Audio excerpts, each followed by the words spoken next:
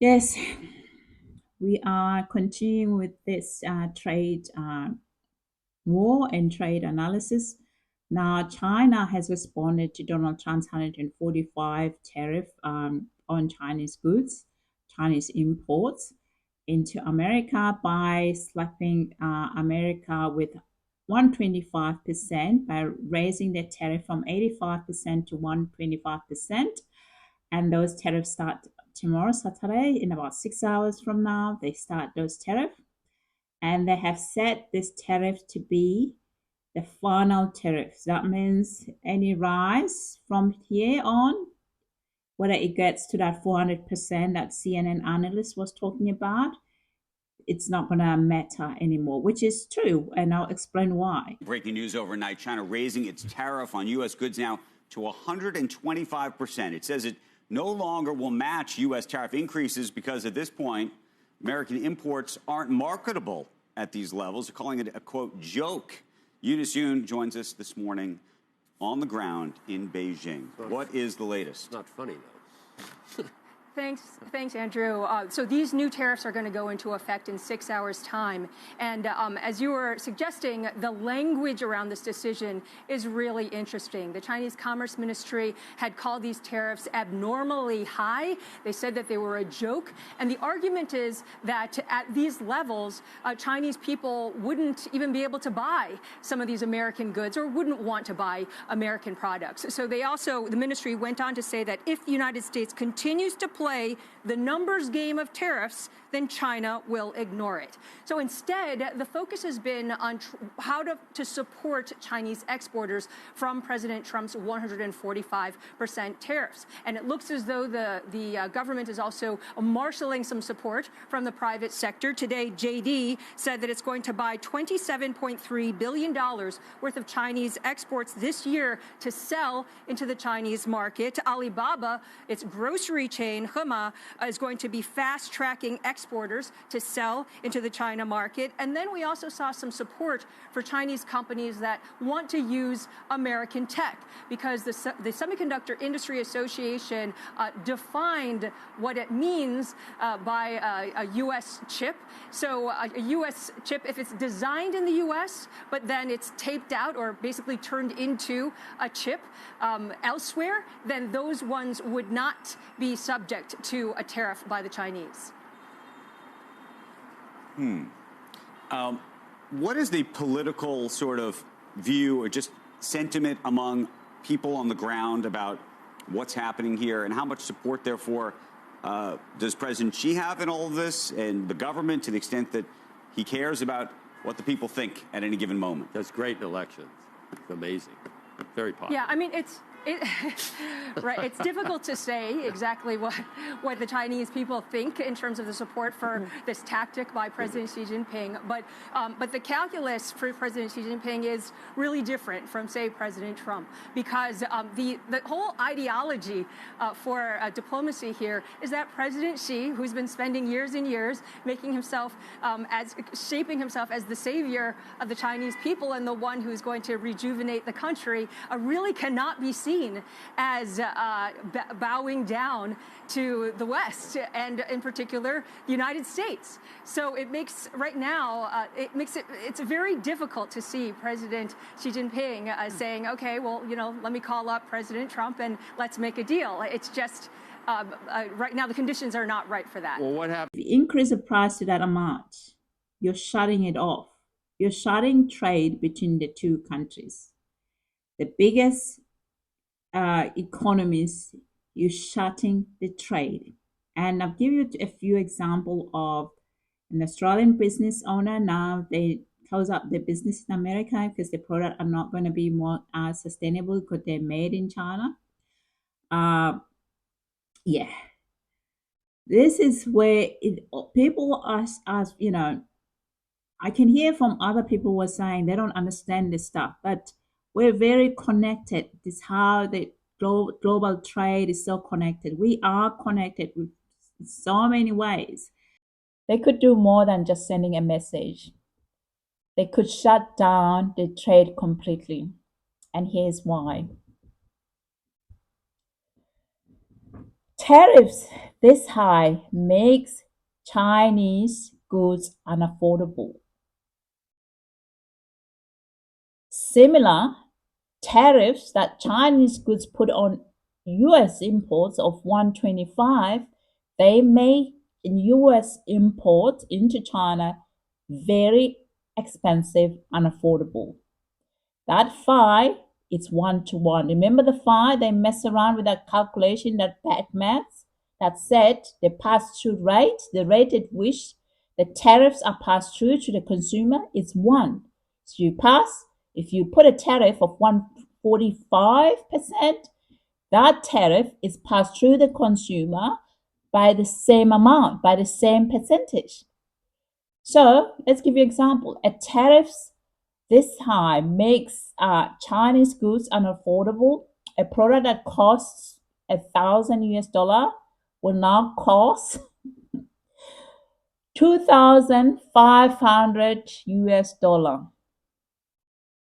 Then what do you get? Importers will walk away. Trade dries up, and we've seen now with an example. I'm going to give you Aussie example, Australian example of an Australian who are actually were importing product from China, brass, and they were selling them in America. They were forced to close their sales in America because they're not going to make any money. They weren't going to make any money. So last night we closed our US website, so we're not accepting orders from the USA at the moment. Hopefully this is just temporary, but it was something like it was a really hard decision to make, but it was one that I just had to make. When tariffs went over 100% on Chinese-made goods into the US yesterday, I was like, well, literally we can't make any money. So we make our product in China, so it's full of bust swimwear. It's like basically like a bra. It's got underwire, power mesh. We do 66 bra sizes. It's like really, really technical. So they've already walked away from it. This is the consequences of the tariff. Just one little example. In about a few days since these tariffs were put in place by Donald Trump, look what just happened. People lost money as well.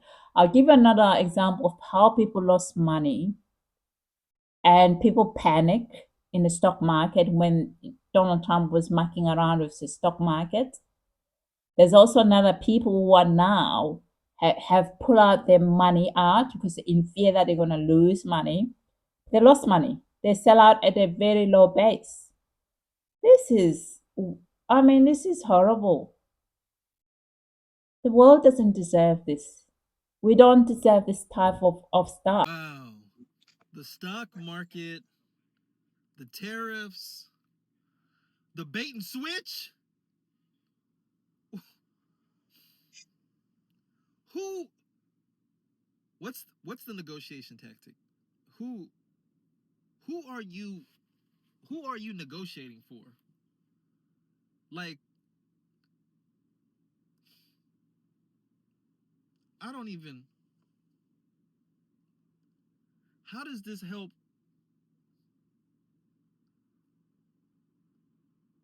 A lot of people lost their money. A lot of people lost their money. People were terrified. If you see your retirement account, your life savings start to dwindle away, start to crash in a matter of a couple of days, of course you're going to sell. Of course you're going to be scared if you are that close to retirement. But how do you recover from this now? Because so many people sold at a loss because they were expecting it to go even lower. And then to see what happened today, who got rich? Well, the rich certainly got richer today because they were buying everything up last week when regular Joes were selling their portfolios because they were terrified. Someone had the nerve to say that the stock market is only for the wealthy. The stock market is for everyone because the stock market is all that people have when it comes to their financial future, to building a financial future. They don't have pensions. Social Security is in question. Your jobs have handed that responsibility off to you through the stock market. Your 401ks, your Roth IRAs, your traditional IRAs, your SEP IRAs, your solo 401ks, all of these things depend on you investing in the stock market so that you can build wealth to support you in the future. And if people are going to start playing games with it, start manipulating it, what does that do to your confidence? What does that do to people's plans? I think a lot of people are going to walk away from this situation completely discouraged to put their money into the market because they're going to feel like it's rigged. And they have every right to feel that way.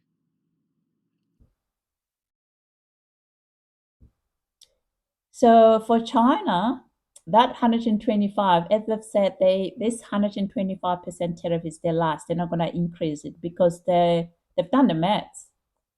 That the U.S. exports will be unaffordable for Chinese importers. You know, the soybean, the tag, cars, it'll be too expensive to sell in China. And who loses? Those farmers in America who were exporting their soybeans into China. And what happened when they don't get those, when they lose that market, the Chinese market? Other markets, other BRICS partner already have pointed out they can put their product into China.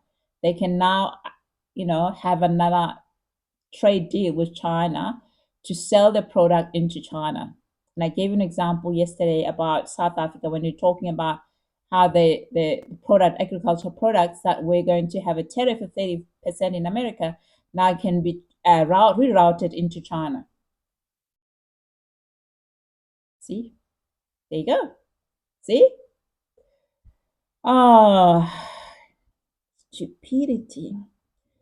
Oh my God. This is what we call dumbness. Dumb.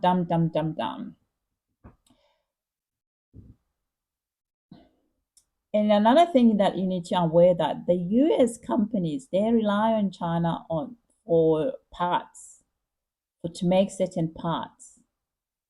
Okay?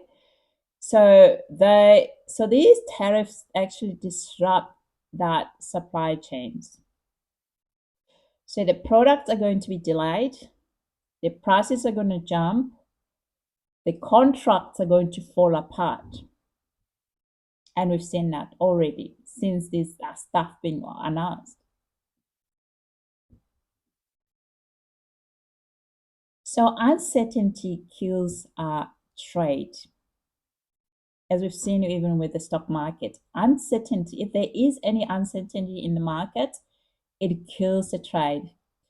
So business don't like to invest when rules changes overnight.